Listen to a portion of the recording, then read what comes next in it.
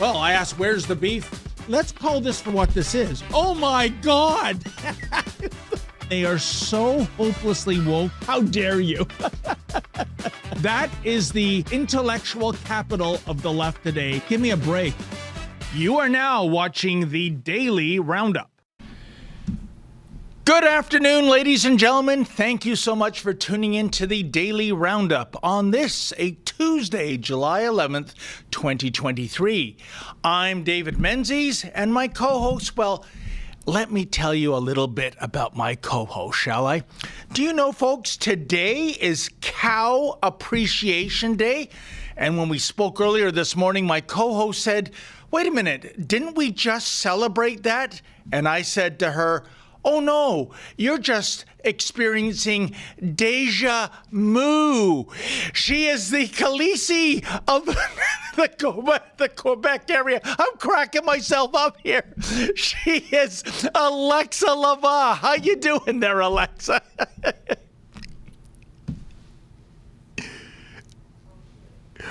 Oh, we have some sound problems here, folks. And I think super producer Olivia is getting right on this. I'm so sorry. The Ghost in the Machine. One of the most profound lessons one of my Ryerson journalism professors ever gave the class was always remember, machines are out to screw you. So what he was saying, bring 3 pens to that important interview, bring 2 tape recorders, because the chances of things going wrong, especially when it's an important time, well, they're likely to happen. Kind of a version of Murphy's Law, if you will. So super producer Olivia is going to work on that. And I can tell you, we got a jam-packed schedule today. First and foremost, why don't we address... What's that, Olivia? Tell viewers where they can reach us on Rumble and this. Yes, I am so sorry. You can reach the show. This is what my co-host usually does, so I'm going to go by memory. You can also reach us on Rumble, Getter, Odyssey. That's just in case you're tuned in on the YouTube platform. As you know, we have some very censorious thugs in Silicon Valley. And if things get too hot to handle, such as, questions about the COVID-19 vaccines, questions about the election being stolen. That would be the 2020 election. That's verboten. If you want to weigh in on the 2016 electoral fraud, allegedly, fill your boots. They don't have a problem with that. You see where I'm going with the double standard and the hypocrisy here? And if you want to, you can send us a live chat. If you can donate a minimum of $5, we will read that live chat on the air. So you can interact with myself and the Khaleesi of Quebec City, that being Alexa Laval, which we are desperately trying to reestablish a link. In the meantime, here's 2 words that go hand in hand. Justin Trudeau and fiscal responsibility. I think I last heard him talk about fiscal responsibility in 2016, folks. Remember when Omar Khadr, our homegrown al-Qaeda terrorist, he had hurt feelings from being incarcerated at Guantanamo Bay. And the blackface liberals, they decided those hurt feelings were worth $10.5 million of your tax dollars. And that's what little Omar received, because the explanation was, if we fight this out in court, it's going to be exponentially more expensive. So suddenly the blackface liberals were fiscal conservatives, and a terrorist, a murderer, someone who killed a U.S. Serviceman and partially blinded another. He got a nice little Lotto 649 jackpot. Unbelievable. But now Trudeau is playing the fiscal responsibility card in terms of his address to the armed forces. And believe it or not, somehow blackface weaseled in some little sermon about climate change? Check out the video, folks. All learned what an atmospheric river was when it hit BC. Climate change is having a real destabilizing and negative impact with more and more frequent extreme weather events at home. And as challenging as it is at home, the impacts around the world where people are in more precarious economic and geographic situations than we are. That's a new reality that has huge implications for security around the world, which is one of the reasons why Canada is stepping up to build the Centre of Excellence for Climate Security in Montreal. That's one of the announcements we're going to be making tomorrow at the NATO summit. Because everywhere in the realm, but particularly in areas where there is particular intersections between geographic and climate realities and conflict, think of the Sahel, think of parts of Southeast Asia. That's going to be a new challenge we all have to deal with. We're also dealing with the hangover of the pandemic that knocked us around as economies, but also knocked us around as individuals. Put a lot of stress on families, on people trying to figure out a way through. Add the extra challenges of social media and levels of misinformation and disinformation that had friends carried off by it. Yeah, I wonder what that misinformation and disinformation would be. Maybe like the Dr. Carolyn Bennett last year tweeting out that she just got her 2 COVID-19 vaccine injections plus 2 boosters. I regret to say I'm now quarantining because I have COVID. Thank goodness all my medications are up to date. Yeah, way to go, Doc. Khaleesi, do we have you from the Greater Montreal area? I think so. Do you hear me well? I hear you right away. Thank you so much. So, Alexa, I think you were online to see that clip. What was your impression of that speech? Somehow he's talking to military men. We know that for certain because when he's talking to the military or he's talking to blue-collar workers like plumbers or, say, firefighters, he does 3 things, Blackface does. He gets rid of the tie. He drops his suit jacket and he rolls up his sleeves, his shirt sleeves. You know, he's like one of you, like he's ready to get his hands dirty. Not. But in any event, what did you make of that speech where he's talking to soldiers and somehow the prime directive is fighting climate change by the military? Yeah. What the hell's going on? First of all, he's a really horrible drama teacher. So we can see that, first of all. Of course, like he's talking about climate change. First of all, it's virtue signaling, like saying like we are doing whatever we can to fight it, to military people who are deployed somewhere else, not at all like for climate change. Like, I don't know what he's talking about, what he's thinking, what he was doing that. But when he talked about that we are in the hangover of the pandemic, I was like, we are probably like, we are in the hangover of the pandemic because the SAQ or ILCBO or liquor store was like allowed to be open as essential place to go. So a lot of people like probably are in hangover of this pandemic because of you. Exactly. Yeah. But you know, Alexa, it is counterintuitive, I think, to be addressing the military and weaving in climate change because, you know, let's face it, with all those fighter jets flying overhead, with the emissions coming out of the tailpipe of a tank and other armored vehicles. For goodness sakes, even the gunpowder going off with the gun shooting. You know what? Yeah, there is a carbon footprint attached to war. So what's the solution in blackface's world if Canada is invaded?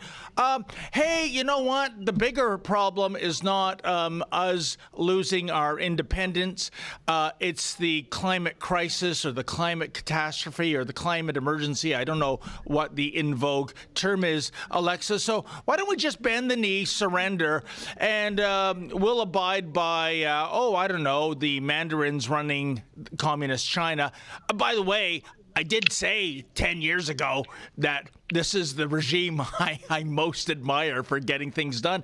But is he suggesting that surrender is an option if it means that going to war is going to be a climate event for Canada? Not only that take like carbon footprint, but the conference that always take place, like the NATO conference or the climate change conference, health summit conference, all these conferences that took place all around the world, where people are flying with private jet or like other like plane, or like they are taking place in the big building with like a lot of fancy food and stuff like that. This is like high on carbon footprint too. And since then, they are not doing it virtually. They are not doing it like on virtual conference where they should be happening if like the crisis was as high as that. And since then, these conference is still happening. The war is still happening. Yep. And all these private jet and like F1 are flying all around, and they don't think that maybe if the crisis was like urgent, maybe. You know what? That's a brilliant point, Alexa. We don't have to wait for some kind of science fiction solution to avoid flying around the world in a private jet. We have that solution. You know, Zoom, Skype, whatever the app is, you and I and everybody else, we can have a conversation with somebody in the Antarctic, for goodness sakes, if we really wanted to. So there is a solution, but he doesn't embrace it. And I'm sorry to be repetitive, but whenever I cover blackface coming to a venue in the Greater Toronto Area, typically his entourage, the number of vehicles is 8, and they are suburban, supersized suburban, SUVs, fossil fuels, 8-cylinder engine. He leaves them idling, whether it's in the winter so they're kept warm for his butt, or in the summer so there's nice air conditioning coming out. And the thing is, Alexa, is that there are EV SUVs, there are plug-in hybrids, there are just regular hybrids, but he won't go that route. You know, to me, it's amazing because you'd think he would virtue signal that way. Hey, look at me, for example. I traded in my big supersized Suburban, burning all that fossil fuel, and now we've got a hybrid or a plug-in hybrid or an EV.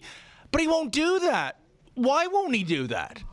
Because he cannot like permit himself to run out of electricity, wait 45 minutes or maybe more, because with 8 or even more SUV, he will not find like station with like as much plug as that. So we would need to wait for all the car to be full, and he have no time for doing that. And of course, he need more security when he will stop for like plugging all those cars. So no, it will not do that. This is for the little people. Oh no, the hypocrisy. But you know, Alexa, if I'm a soldier overseas listening to this sermon on climate change, I'm surprised you didn't get into LGBT diversity issues as well. I mean, that was the speech he gave at the Calgary Stampede, for goodness sakes. I don't know what that has to do with Pride Month, which ended last month. But then again, I think it's a season now, all summer long. But you know what it reminds me of? It's that great scene in one of my favorite movies of all time, Aliens from 1986, where the colonial marines go into the alien hive, and then Sigourney Weaver's character, Ripley, she notices there's a nuclear reactor where the hive has been created by these aliens, and if an errant shot hits the reactor, it's going to cause a meltdown, and you have the colonel telling all the grunts to, holster their weapons, to not use any firepower against the aliens. And one of the grunts famously says, gee, Sarge, what are we supposed to use? Harsh language? I mean, that's what I would be thinking if I'm a soldier, that I'm here to fight and to defend my land. And our commander-in-chief is more worried about climate change. Alexa, I'm sorry. I don't care where you are on the political spectrum. This man is incompetent. You just realized that? Unbelievable. And to add insult to injury, let us not forget, folks, that while our soldiers are out in Latvia serving, they have to pay out of their own pocket for their kit and their ammo. That is absolutely disgraceful. Great. Oh, yeah. Oh, yeah.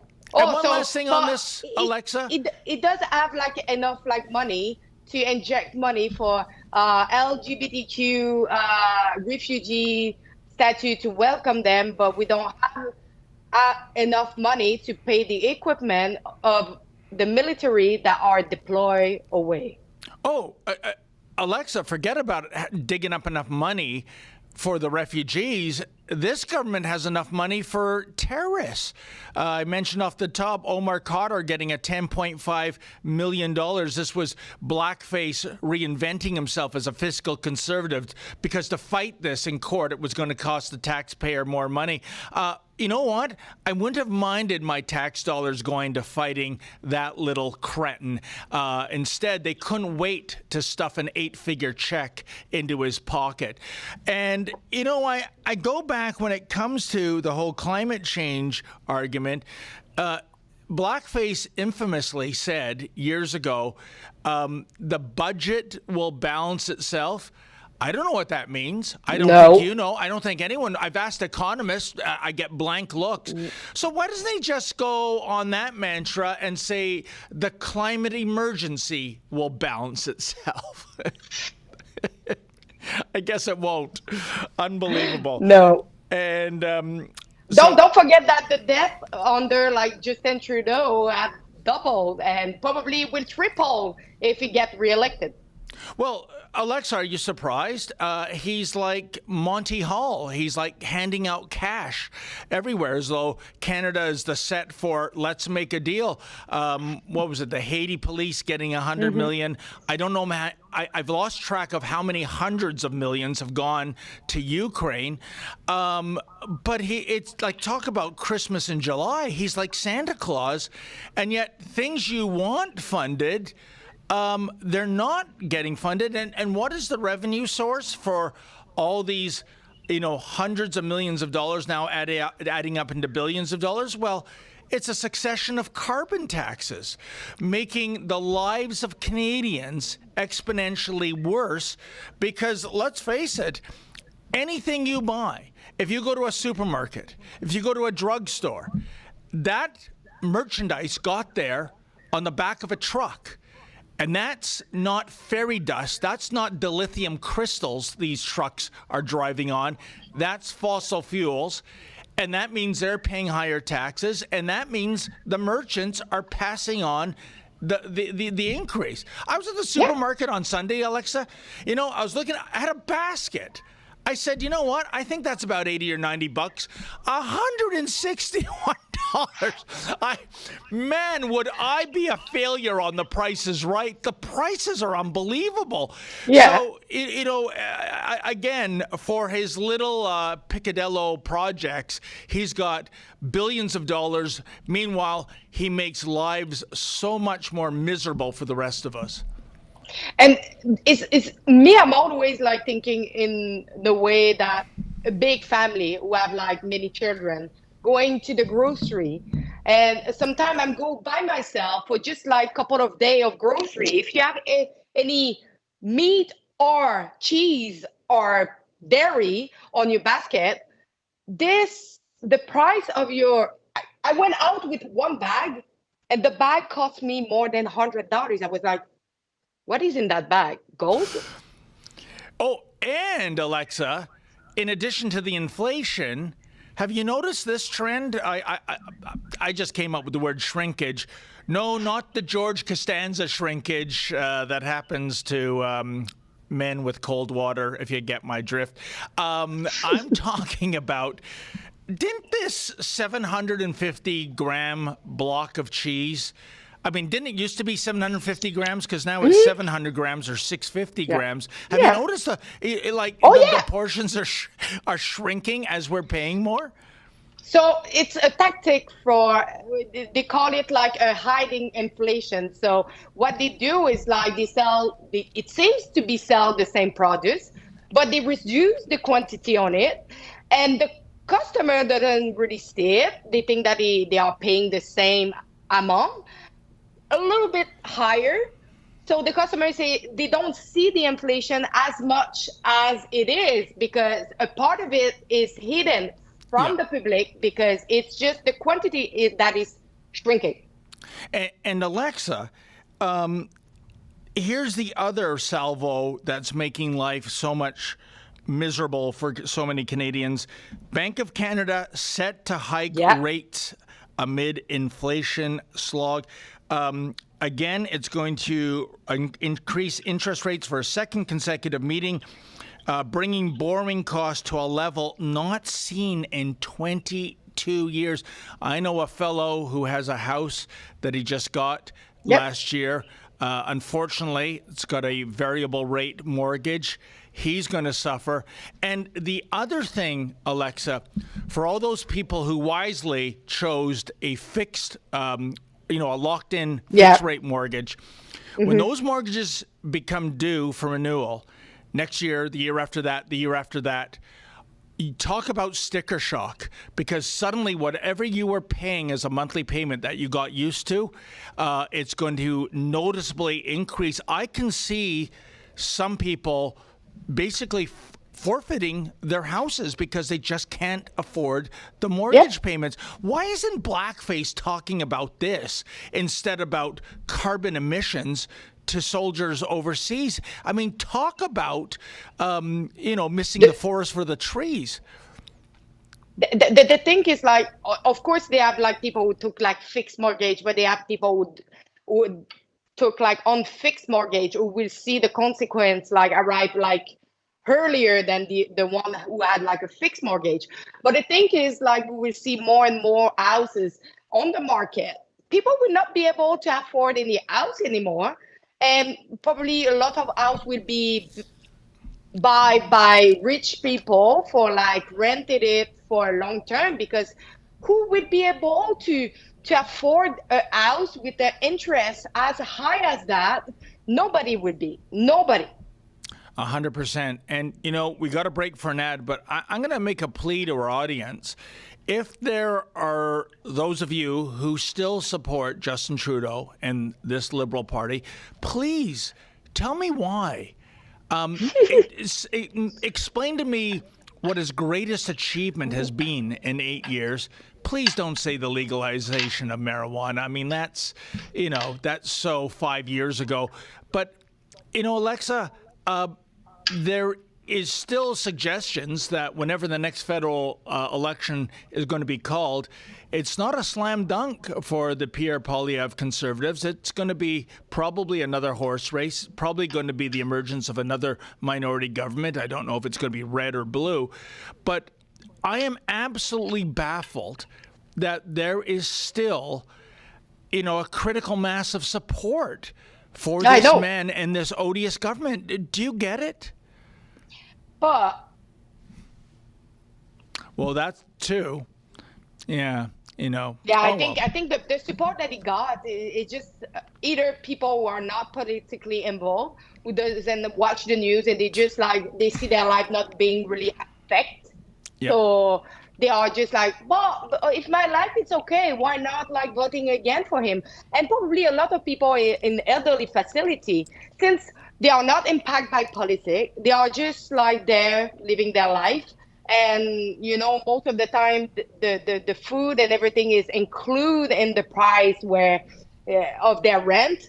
So for them, they just see like a cute little like the drama teacher who tried to do his best, and all cute it is and nice. So sometimes like the vote comes like that. Well, and on the money angle, Alexa, we know one demographic for sure that won't be voting Conservative, I suspect. That would be members of the mainstream media who are being propped up by hundreds of millions of dollars of federal money. For the CBC alone, more than $1.2, $1.3 billion twas ever thus. So you think any of those folks are going to jab a finger into the eye of their sugar daddy? No, they'll go on to carry out their lives as propaganda prostitutes and make sure they get a steady paycheck, because they know Pierre Poilievre has promised over and over he is going to defund the media, defund the CBC. So there's one block of voters that is definitely in the bed with Team Trudeau. You know what? We got to take an ad, folks. We'll see you on the other side. Living with spike protein in a post-pandemic world is something we all have to grapple with, whether you've had the virus, you've been vaccinated yourself, or if you're around those who were. The wellness company's Spike Support Formula is a daily supplement that can help you feel your best, and then stay that way. Go to twccanada.health to get back to that pre-pandemic feeling with Spike Support. Use coupon code REBEL to save 10% off these doctor-formulated products, which are rooted in science, and for a limited time, your first month's membership is only 99 cents. That's twccanada.health, coupon code REBEL at checkout. It's time to put your wellness back in the driver's seat. Well, you know what? I got to tell you, Alexa, we had an event last night at the Eglinton Grand. Pastor Hildebrandt was there. It was completely sold out, standing room only. What a great bunch of folks. What a fantastic documentary. Believe me, folks, this tour is selling out for Church Under Fire. If you haven't got your tickets and you're planning to attend, get online and get those tickets as soon as you can. I'm not fear-mongering here. It is selling out, and when the tickets are gone, they're gone. And tonight is in Ottawa, Correct. where I will be. Are there any seats remaining for that performance, Alexa? I think there is. It's Okay. It's not showing like sold out on the website. So I invite everybody who wants to meet me, or I will be with Sheila Gunn-Reid, Ezra Donovan, and we have Kian Simone, Guillaume Roy, and other people. So if you want to meet us, see that great documentary tonight, please purchase your ticket and come to see us tonight. Folks, you get to meet Alexa Lavoie. That's worth the price of admission itself, okay? Everything else is a bonus. It's an extra. Yeah, so if you are going tonight in the Ottawa showing, you're going to get a fantastic evening. It's a great documentary. And, you know, Alexa, we were talking off camera earlier this morning. I think you went for a jog. On Sunday, I got my ricotta cheese candy ass on a bike saddle and did 54K in the blazing sun. Alexa, does that mean you and I are white supremacists? Because according to a new book, it looks like the origins of exercise in America go back to the white supremacist. Like, what in the world is this? I was so shocked to see that, because they were saying that people who train at home are far-right extremists, white supremacists and the people who train in a gym, this is completely different. So what the hell is going on there? So if you want to take care of your body, being healthy and, you know, like being like always like in good shape, now you're a symbol of like white supremacists. What is that study? Who write that, by the way? It is preposterous. And I mean, you think of some of the, you know, spokespeople for getting fit, like Richard Simmons. Oh boy, there's a hardcore Nazi there for you, sweating to the oldies. Give me a break. But you know, here's where we can blow up the argument easily, Alexa. Look at professional sports where you have to be in the elite category in terms of physical fitness. Otherwise, you don't have a job. And if you look at the sports of, say, baseball, basketball, football, the NFL, you will see a disproportionate number of visible minorities as opposed to what that percentage is as a percentage of the population of the United States. So what I'm saying is that if exercising and getting fit and becoming an elite athlete is a white supremacist concept, how are all these visible minorities becoming multimillionaires, getting employed by Major League Baseball, the National Basketball Association, and the National Football League? I mean, where's the logic? And by the way, with the increase of the rate of membership for gym, I'm sorry, but I understand that a lot of people want to train at home now. They want to invest on equipment and train at home instead of like spending like $200 a month into a gym. Like, this is comprehensible, you know? And you know what? That's a very good point, because I believe the author makes a connection to home gyms being really a hotbed of white supremacy. But what is the difference between working out in your basement or going to a gym and working out?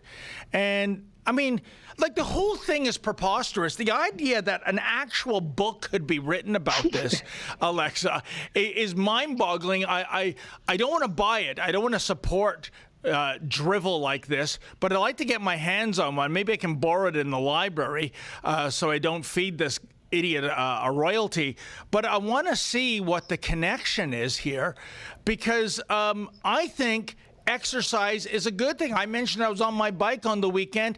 Hey, Alexa, as you know, the reason why I am merely fat as opposed to circus fat is my bike riding, right? I don't do that. I'm probably shaving years off my life. And that's another thing. We talked about this, Sheila and I, yesterday, how there seems to be this movement that even if you're clinically obese, that is beautiful, right? Yeah. You shouldn't be fat shamed when we all know, ask any doctor, folks, if you are obese, you are, not might be, you are ending your life prematurely. You're going to get diabetes, you're going to get cardiovascular issues, you're going to get a heart attack, stroke. And, you know, the glorification of this right now, Alexa, there's a whole genre of fat people TV, the 1,000-pound sisters, you know, my 600-pound life, supersized, all about enormous people, almost in a sense of, there's a bit of glorification. But I think if you had a loved one, you know what you would do if they were obese? You would fat shame them. You would say, you know what? Because I love you, I want you to eat properly and get some exercise. And why wouldn't you do that? And like, I remember when I was younger, I was like, I would say I was kind of fat, and I realized that I was not capable like to run or be able to catch up with friends. And after a while, I just decided to take care of me and take care of my body. And I would say that this was a turning point into my life. And I think every single person should take care of their body, because this is like your vehicle for all of your life. Yeah. And this vehicle will not get better. They will just get worse. And if you don't take care of it, your vehicle would just shut down at one point of your life. And Alexa, I want to make one important point here.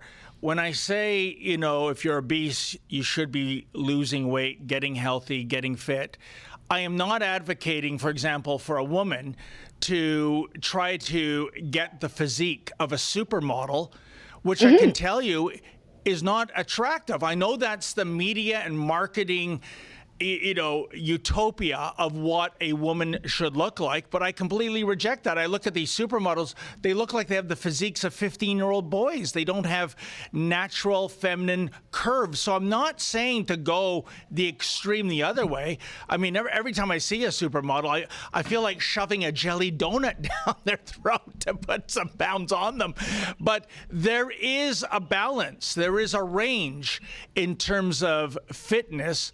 And yet this idea of it's verboten to body shame someone that's 350, 450, 600 pounds? Come on, that's outrageous. But anyway, if you go to see your doctor, they will say like your healthy weight is between this and this. Yes. So you just should like respect that. And by the way, supermodel who actually do like, you know, like the walking like with clothes, why they are so skinny as that, it's because the person who create the clothes doesn't want any form. They just want to show the clothes and not like what it look like in the body. It's like a showing défilé of clothing. That's it. You are 100% right. And I can tell you, I used to write a column for Marketing Magazine back in the day, Alexa, and I wrote about this, the whole, you know, industry of what feminine beauty should be. And you're right. Basically, these models, they're like human coat hangers, you know, to drape the dress or the skirt or what have you. I would also argue this, and it was a very controversial point, but I think I'm right. If you look at the fashion industry, there is a disproportionate number of homosexual men that are in that business. And I would argue that what does a homosexual man know about feminine beauty compared to a heterosexual one? Because I can tell you, all the men in my circle, in my life, they love natural, curvy women, not little skinny mini coat hangers. And I think that's partly what's driving it too, the disproportionate number of gay men in the fashion industry. Of course, you can't say that because you're going to be a homophobe and a bigot and a hater, but it's true. I'm sorry. That is the truth of the matter. And but I guess because you and I are, we embrace exercise, Alexa, what do we know? We're just a couple of white supremacists, aren't we? According to this crazy book. We would do some call about it. Oh, unbelievable. Going from that to another bizarre story, did you see, Alexa, I was talking about naturally curvy woman. Now I got to just talk about natural biological woman, because guess what? A whole whack of them lost out in the Miss Universe competition. Oh, yeah, I saw that. A trans woman, she is Miss Netherlands, I believe. Oh, no, it's the leading up to Miss Universe. I beg your pardon, folks. So you had all these gorgeous, real women from the Netherlands. Somehow this she-male gets the crown. I'm going to tell you, I'm going to cut to the chase here, because my BS detector, and by the way, I don't find that physique pleasant to look at all. I'm going to cut to the chase, Alexa. This is, to me, a publicity stunt, because I think beauty pageants, I mean, my God, what decade are we in? The 60s, the 70s? Are they even relevant anymore? And yet, here we are. Here is the world talking about this, not because a beautiful biological woman in the Netherlands won the Miss Netherlands title, but because a fake woman won it. This is just to get eyeballs on this competition that otherwise wouldn't exist. What say you? But my vision of this is like, what is the message that all this send to the whole world? First of all, like the trans person win a pageant, like a miss like content. Um, First of all, for arriving at this looking, she had like multiple surgery. So she's Of not course. natural, of Yep. course. So that sent first of all to little girl, but you should like do probably a lot of surgery to get to a good physique and look good. And secondly, what is the place of the woman in this? Like now we just say to the woman, sorry, you're a biological woman, but now we are preferring like biological men who dress like a woman now. Oh, 100%, Alexa. And not only what is the message you're sending to little girls, what is the message you're sending to little boys? That, oh, golly, even though I was born without breasts and a penis, I can, I don't know, take puberty blockers, get surgery, and become Miss Netherlands, Miss America, Miss Canada, Miss Universe. Oh, golly, that sounds like a plan, not realizing the repercussions later in life. I really believe, Alexa, if we were to give the judges a truth serum and say, give me your choice as the most beautiful woman in that pageant, I don't think it's this dude. I'm sorry, I don't believe it. I think, as they say in Vegas, the fix is in. And from the get-go, they were told, get the man crowned, because this is how we're going to have a viral news story, because otherwise no one is talking about this event, Alexa, especially here in 2023 when, let me ask you, do you tune into beauty pageants? Me? Yeah. No. Okay. I mean, I know you could win one, Alexa. That goes without Oh, saying. you're so But nice. I mean, I think they're just so irrelevant in this day and age, either for women or men, that this is a desperate attempt to generate publicity. Period. Oh, and to normalize also, because when you look at that, I'm wondering because probably she was the only trans in like that group, and probably I don't know if he had like pressure to say like, but if you don't choose like the trans person, the pageant it would be like transphobic, or you know what I mean. Like right now it's just like, do they have like a pressure to choose her instead of a biological woman? This is like a good question to ask ourselves. It is indeed. And I just, here at the end of the day, what I wonder is the audience that is still loyal to beauty pageants, whether you're male or female, and you love the swimsuit competition and the evening gown, and then asking some question about world peace, what their solution is. I just wonder, Alexa, when you go down the radical trans route, are the fans of beauty pageants applauding and loving the diversity, equity, and inclusion? Or are they getting turned off and going, that's not a woman, that's not a beautiful woman, that shouldn't be Miss Netherlands, that's it, I'm done. I can't stand the wokeism. I tuned in for a beauty pageant, and what did I see? I saw some lecture on radical transgenderism. No thanks, I'm turning the TV off. Who knows? I would guess, if I had to guess, that if you're a beauty pageant fan, viewer, this is turning you off, not on. But I would say, for all respect, I have no problem if someone like suffer from gender dysphoria and at the age of 18 and more decide to transition and did like the complete step for doing so and being better in their life. But when it comes to sports or other like challenge and other like this pageant, women should not be mixed with trans women have their place in the society. They fight for it. They want it to be with the sport. They want it to be like, and have the right to do what the men do. Let them the place that they fight for. 100%, Alexa. Of course, what you just said not only makes you a white supremacist, but a transphobe as well, you must know. And there is a solution.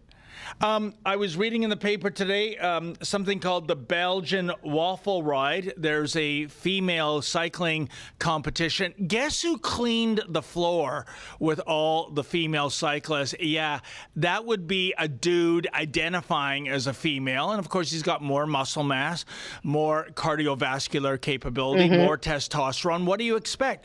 So they are changing the rules for next year, Alexa.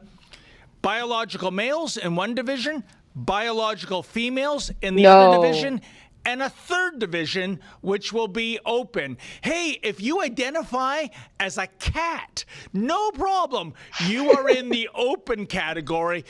And you know what, Alexa, just to see the inherent freak show that would result, I'd tune into that race. Forget about the male and female races. I'd love to see some of the weirdos that show up in the open category bike race. But that is keeping female sports safe for females. That is not canceling females. I think this is the template for all sports moving forward.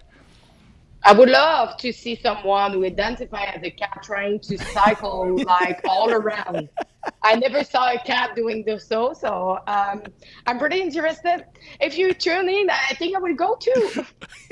You know, I've heard a rumor there's a member of the Toronto Police Service who identifies as a cat, and yeah, I've reached out to my cop friends. Please tell me what division this guy's at, but shows up with like little pointed ears and he paints. Oh no! Oh, yeah, I mean, like if I saw that cop showing up at my house, I'm calling the cops on the cop. I'm like, there's some weirdo deluxe on my porch. Get over here and, bring a net. You know what, Alexa, before we get to any super chats, I think we have to take another ad break. So we'll see you folks on the other side. Thank you. In a world plagued by conformity, where truth is distorted, freedom is a distant memory, and Big Brother is always watching. One man, Winston Smith, looks to break through his bleak existence. Introducing the all-new Rebel Illustrated Classics edition of George Orwell's iconic book, 1984. Now, more than ever, in the age of lockdowns, 15-minute cities, and World Economic Forum globalism, everyone must read 1984. Uncover the hidden depths of this literary classic with our exclusive illustrated edition that brings Orwell's haunting vision to life, reborn with a foreword by Ezra Levant and 30 captivating new illustrations by artist Paul Revouch. You see that Orwell is not only explaining what might come, but in my opinion, what's already here, even back when he wrote it in 1949, but much more so as we see revealed today, particularly with the last 3 years. Join the rebellion against conformity. Get your hands on the Rebel Illustrated Classics edition of 1984, now available at buy1984.com. Did you get your copy yet, Alexa, of our illustrated 1984? No, but I'm waiting for it. Ah, okay. Well, you know what? You are going to be pleasantly surprised. People say, well, 1984, it's never been out of publication since it was printed back in 1949. True. I think this is the best version ever, Alexa, not just because we're publishing it. If it was another publisher, I would say the same thing. The font is easy to read, and it has a foreword by our big boss man, Ezra Levant. And those illustrations by Paul Revouch, I mean, look at that cover. They're almost photorealistic. He is such a fantastic Toronto-based artist, and he knocked it out of the park. 30 illustrations that are all drop-dead gorgeous. I got to tell you something about Paul Revouch.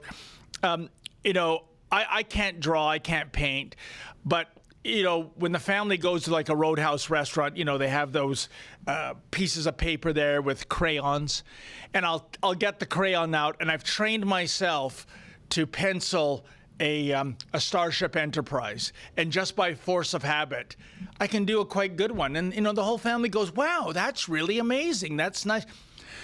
I was looking at Paul Ravoche's portfolio, and he has illustrations of Starfleet vessels. And I felt like dying. I know nothing about his artwork. It's kind of like you're the best player at the beer league hockey, and then one day Wayne Gretzky drops by and says, hey guys, can I play? And it's just like you leave the ice going, I don't know anything about hockey, right? He is that brilliant. So folks, please get it.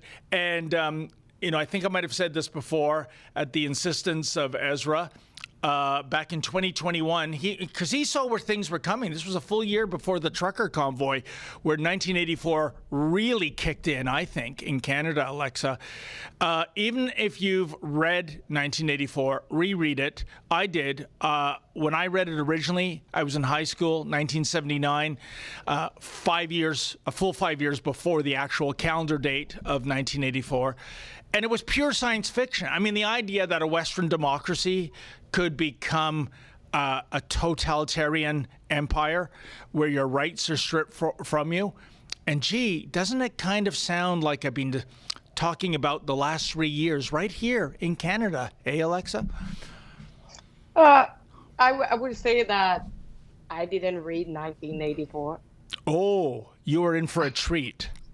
Yeah, sorry. It's just like, it was pretty hard, especially in Quebec, for having a French book or finding the French version, since probably a lot of are aware that I learned to speak English pretty late in my life. So for me, it never came into my hand, and especially when I was traveling, I had no time really to read anything, so I was just always on the go. And I really wanted to read it when the pandemic did hit, but unfortunately I didn't find the good version for me, because there is a lot of different versions of 1984. Well, we are true to the original text. Not a single semicolon has been changed. And Alexa, you are in for a treat.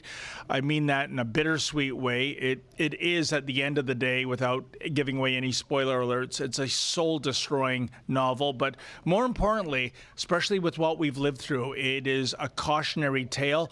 I think Orwell's only sin was being off by a few decades in terms of the title of the book, because I'm telling you, one of the more popular shirts I've seen in recent years here in Canada was 1984 was a novel, not an instruction manual, because it sure as hell felt like we were living in an Orwellian nightmare during the COVID pandemic and what happened to the Freedom Convoys. So there you go. We should, as we get near the finish line, Alexa, do we have any chats today? We don't. Okay, so very quickly, let's end on Olivia Chow speaks out about violence in Toronto. Mayor-elect Olivia Chow says she, quote, can't imagine, end quote, the grief and shock being felt by some members of the community following a spate of violent incidents in Toronto, including the one that recently left a mother of two dead, and that stopping the violence will be one of her top priorities as mayor. Really, Olivia? I don't care if you can't imagine it. Here's what you should have said. These safe injection sites are going to be shut down. What the story is, folks, this 44-year-old beautiful mother of two was basically shot dead, murdered by a stray bullet. It emanated from the so-called safe injection site. The speculation was it wasn't addicts that had guns, but it was drug dealers. Because here's the deal. As a drug dealer, you can go to these sites, pick up your merchandise and then resell it on the street. Isn't that amazing? Wouldn't you love to have a business like that, Alexa? Your wholesale cost of your goods is completely free. The state provides it, and then you sell it for a profit. I mean, that's a can't miss business proposition. And as always, when you're dealing with these animals, there is gun violence that erupts due to a turf war. And this woman was shot. I don't care if you're of the progressive left and you think these are good, humane places. Alexa, the fact of the matter is there is a public school merely 150 meters away. As well, there's a daycare center. Do you know if this was a cannabis shop, okay, a licensed legal cannabis shop, you wouldn't be allowed to locate on this piece of Queen Street because you're too close to a school. You have to be, I believe, 600 meters away. And yet, for this facility in which, I'm sorry, the most unsavory characters are drawn to and the criminal element, and here is the cherry on this sordid sundae, folks. The police are ordered by their superiors, stay away. Don't stigmatize these folks going to this safe injection site. They've already been through enough trauma. Alexa, to me, this literally sounds like the inmates are running the asylum. But unfortunately, the example of the mother who just like die, it's another like consequences of the Trudeau decision to open these facility. But unfortunately, these facility will bring together some people who are addicts, who when they are injecting themselves, doesn't think properly, they can paranoid, they can do crazy action, and there is, first of all, probably no police, no security to really deal with them and make sure there is a safe space for other people who pass by, including children and mothers. 100%, Alexa. But here is the bitter epilogue in the aftermath of this lady being murdered. And that is the word. She was murdered. And it's this. The local councillor is Paula Fletcher. She's been on council, I think, for almost 30 years, if you can imagine, folks. Talk about an argument for term limits. Do you know what is on her resume? She used to be the president of the Communist Party of Manitoba. Oh. How do you have that on your CV and you still get elected in a democracy? The member of provincial parliament for that area, that's Peter Tobbins, NDP. Okay. And of course, the person responsible for this file and who sees no downside to these safe injection sites, guess what? Medical doctor Carolyn Bennett. Yes, she is the minister responsible. Same minister who back some 20 years ago, folks, voted against giving compensation to those innocent Canadians who contracted hepatitis C through Canada's tainted blood supply. Yeah, where was your compassion there, Dr. Bennett? You know, what I'm saying, Alexa, is all of these politicians are washing their hands of it. They're saying, it's an opioid crisis. What are you going to do? Safe injection sites are helping to solve the problem. No, it's making things immeasurably worse. Just speak to the family of this woman, including her children who don't have a mother anymore. Instead of like giving free like supply and open up like those facilities, why didn't they like spend the money to other facility where the drug addict can go, get sober, get treated, have to see someone like that can help them with mental issue if they have some. And that would be like better for like Canadian than these facilities where we actually pay with our taxes and that provoke this kind of like insanity.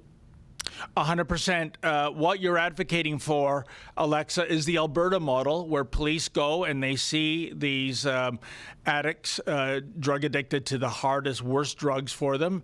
And they say, look, it's one way or the other. I can arrest you and you're going to go to jail, or you can get into this voluntary treatment to get you off drugs, not to carry out this dangerous addiction. You're put in a dormitory setting. You relearn life, Alexa. You know, how to shop, how to cook, how to clean, right? Which a lot of these people need. And they are showing great results. What is the alternative? Well, go to certain parts of downtown Vancouver. That's the alternative. Pits of hell, you know, full of people that are harming themselves, one another, and innocent bystanders. I hope Olivia Chow proves me wrong. I know she's a fan of safe injection sites, but I think when she's sworn in, you're going to see more and more of these facilities in Toronto. Toronto is going to become less like Albertan cities that have the dormitory model, and it's going to get a lot like downtown Vancouver. And seriously, if those politicians really care about their citizens, they will help them to get off of the drug instead of helping them to end their life, because it is what it is. Like, going to those facilities with like free supply will help them to end their life quickly and earlier. Well, Alexa, on that note, we do live in a nation now where we have medically assisted suicide. So maybe that's the unspoken strategy after all. We can't get these people to voluntarily toss off their mortal coil. Why don't we just slowly boil them, if you will, until it's an eventual death sentence vis-a-vis an overdose? Either way, I don't see the compassion. I don't see the caring. I don't see the love. It's the precise opposite, my friend. Oh, yes, you are completely right. Right. Well, we are 5 minutes past the hour. I want to thank everybody for tuning in. Much appreciated. And, of course, our super producer, Olivia, flying solo today, doing a great job as usual. And, of course, the Khaleesi of Quebec herself, filling in for what is normally a Tamara Tuesday. But you know, things happen in life, and Alexa was able to rise to the occasion yet again. I shall be here tomorrow. I think, is it with you again, Alexa? No, we are seeing each other on Thursday, I think. Oh, okay. That's right. I jumped ahead to Thursday. It's only Tuesday. Yeah. Boy, time flies when you're having fun, I guess. You just gained one more day. Well, folks, it'll be a mystery guess. So please tune in tomorrow at 1 o'clock Eastern. As always, stay safe and stay sane. Stay sane. Andrea Humphrey here with Rebel News, standing at Granville Island, known for its beautiful scenery, fresh seafood, delicious donuts, and drag camp for kids. You're not going to want to miss this report. I just want to get a shot here of what's happening, because this is part of the news. But this right here is part of